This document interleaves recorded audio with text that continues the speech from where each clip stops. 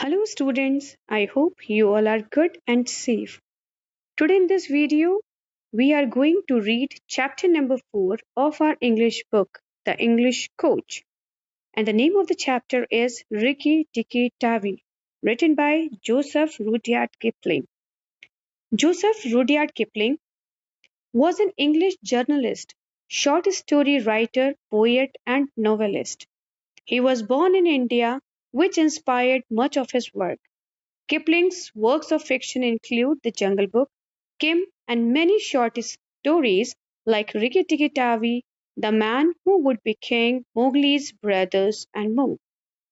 In 1907, he was awarded the Nobel Prize in Literature, the first English language writer to receive the prize, and at 41, its youngest recipient to date.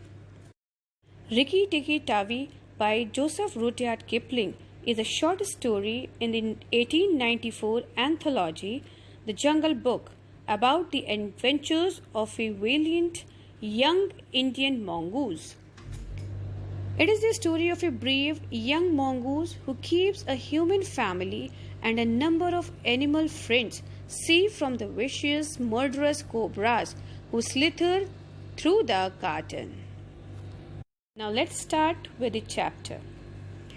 Rikki was a mongoose, rather like a little cat in his fur and his tail, but quite like a weasel in his head and his habits. His eyes and the end of his restless nose were pink. He could scratch himself anywhere he pleased, with any leg, front or back, that he chose to use. He could fluff up his tail till it looked like a bottle brush, and his war cry, as he scuttled through the long grass, was Rick, tick, ticky, ticky, tich. One day, a high summer flood washed him out of the burrow where he lived with his father and mother and carried him, kicking and clucking, down a roadside ditch. He found a little wisp of grass floating there and clung to it till he lost his senses. When he revived, he was lying in the hot sun on the middle of a garden path, very draggled indeed, and a small boy was saying, "Here is a dead mongoose. Let's have a funeral."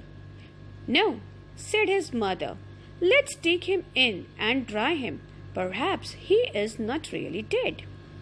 They took him into the house, and a big man picked him up between his fingers and thumb and said he was not dead, but half choked. So they wrapped him in cotton wool and warmed him, and he opened his eyes and sneezed. "Now," said the big man. He was an Englishman who had just moved into the bungalow. "Don't frighten him, and we will see what he will do." It is the hardest thing in the world to frighten a mongoose, because he is eaten up from nose to tail with curiosity. The motto of all the mongoose family is "Run and find out," and Rikki Tikki was a true mongoose. He looked at the cotton wool, decided that it was not good to eat, ran all around the table, sat up and put his fur in order, scratched himself, and jumped on the small boy's shoulder. "Don't be frightened, Teddy," said his father. "That is his way of making friends." "Ouch! He is tickling under my chin," said Teddy. Rikki Tikki looked down between the boy's collar and neck, snuffed at his ear, and climbed down to the floor, where he sat rubbing his nose. "Good gracious," said Teddy's mother. "And that is a wild creature, I suppose. He is so tame because we have been kind to him." "All mongoose are like that," said her husband. "If Teddy doesn't pick him up by the tail or try to put him in a cage, he will run in and out of the house all day long. Let's give him something to eat." They gave him a little piece of raw meat. Rikki Tikki liked it immensely, and when it was finished, he went out into the veranda and sat in the sunshine and fluffed up his fur to make it dry to the roots. Then he felt better.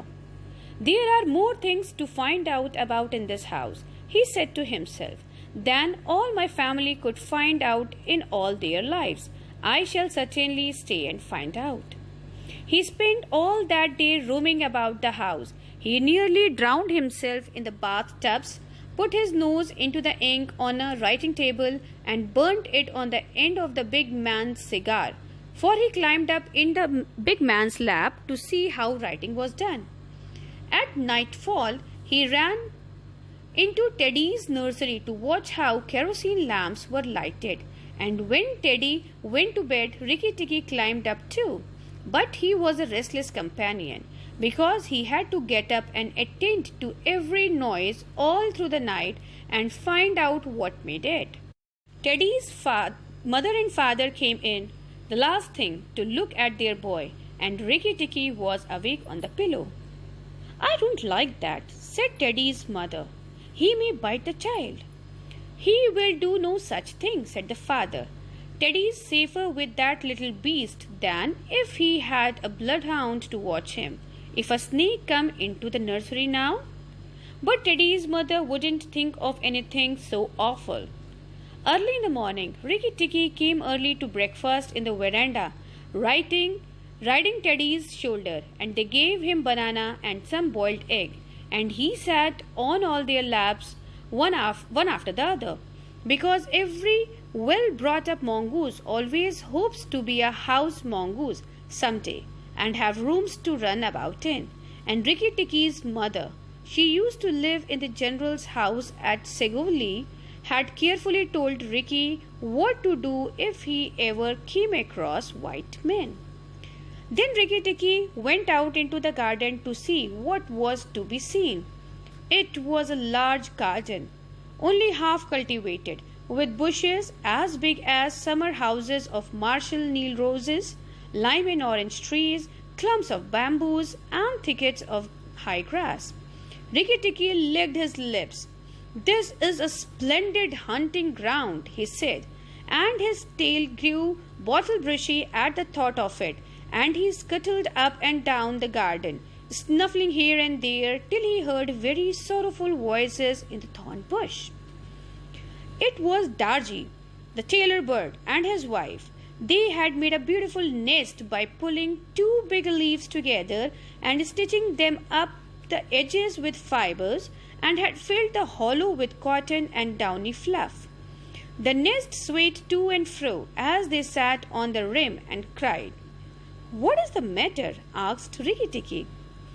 "We are very miserable," said Darji. "One of our babies fell out of the nest yesterday, and Nag ate him." "That is very sad, but I am a stranger here. Who is Nag?" said Rikki Tikki.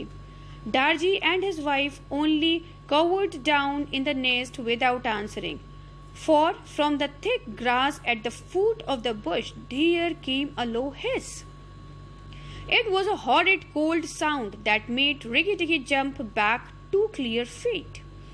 Then, inch by inch, out of the grass rose up the head and spreaded hood of Nag, the big black cobra. He was 5 feet long from tongue to tail. When he had lifted 1/3 of himself clear of the ground, he stayed balancing to and fro exactly as a dandelion tuft balances in the wind, and he looked at Rikki Tikki with a wicked snake's eye that never changed their expression, whatever the snake may be thinking of. "Who is Nag?" said he. "I am Nag. The great god Brahma put his mark upon all our people when the first cobra spread his hood to keep the sun off Brahm as he slept. Look and be afraid." He spread out his hood more than ever, and Rikki Tikki saw the spectacle mark on the back of it that looked exactly like the eye part of a hook and eye fastening. He was afraid for the minute, but it is impossible for a mongoose to stay frightened for any length of time, and though Rikki Tikki had never met a live cobra before, his mother had fed him on dead ones, and he knew that all a grown mongoose business in life was to fight and eat snakes. Nag knew that too, and at the bottom of his cold heart he was afraid. "Well," said Rikki Tikki, and his tail began to fluff up again. "Marks or no marks, Do you think it is right for you to eat fledglings out of a nest? Nag was thinking to himself and watching the little movement in the grass behind Rikki Tikki. He knew that mongoose in the garden meant death sooner or later for him and his family, but he wanted to get Rikki Tikki off his guard. So he dropped his head a little and put it on one side. "Let us talk," he said. "You eat eggs? Why should I not eat birds?" "Behind you! Look, behind you!" sang Darji. Rikki Tikki knew better than to waste time staring. He jumped up in the air as high as he could go, and just under him whizzed by the head of Nagina, Nag's wicked wife. She had crept up behind him as he was talking to finish him, and he heard her savage hiss as the stroke missed. He came down almost across her back, and if he had been an old mongoose, he would have known that then was the time to break her back with one bite. But he was afraid of the terrible lashing and the return stroke of the cobra. He bit indeed, but did not bite long enough, and he jumped clear of the whisking tail, leaving Nagina torn and angry. "Wicked, wicked Darji," said Nag, lashing up as high as he could reach toward the nest in the thorn bush. But Darji had built it out of reach of snakes, and it only swayed to and fro. Rikki Tikki felt his eyes growing red and hot. When a mongoose eye grows red, he is angry, and he sat back on his tail and hind legs like a little kangaroo and looked all around him and chattered with rage. But Nag and Nagina had disappeared into the grass. When a snake misses its stroke, it never says anything or gives any sign of what it means to do next.